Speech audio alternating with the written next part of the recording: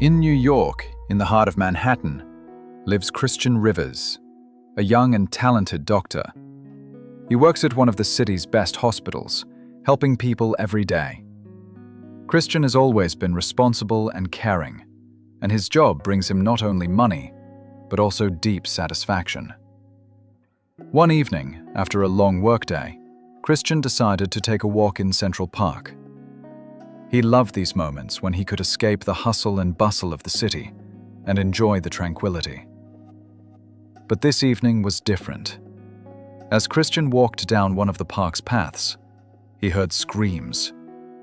He quickly moved toward the source of the noise and saw that two men were attacking an elderly man. Without hesitation, Christian rushed to help.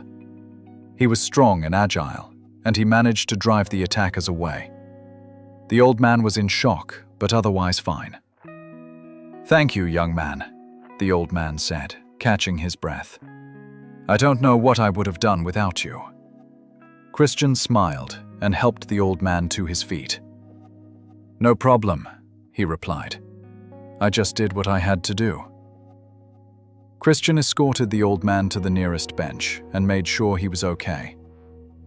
After the old man had calmed down a bit, he thanked Christian once more and left. Christian continued his walk, unaware that this incident would change his life. When the treatment was ready, Christian and his team began the procedure. It was risky, but they were ready to do whatever it took to save the patient and change history.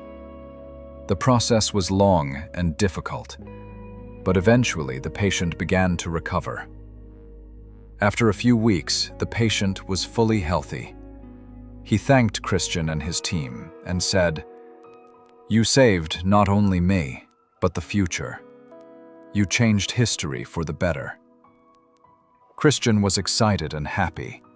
He realized that his act in the park was not accidental, and that every step he took mattered. He continued to work at the hospital, but now he saw his job in a new light. He understood that anyone can be a hero, and that even the smallest act can have a huge impact. Christian kept helping people, knowing that his actions could change the world. The next day, Christian received a strange letter. It was written on old paper and contained just a few lines.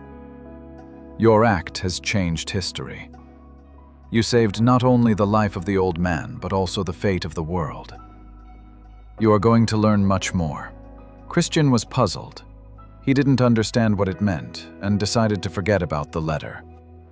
But that same day, he encountered another strange event.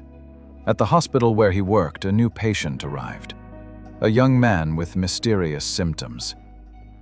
He was conscious, but his condition was deteriorating rapidly.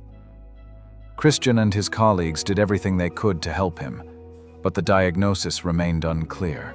One evening, when Christian stayed at the hospital late, the patient asked him to stay alone.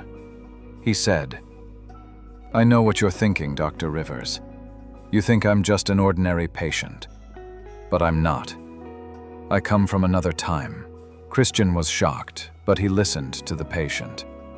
The young man explained that he was from the future, and his mission was to prevent a catastrophe that would change history.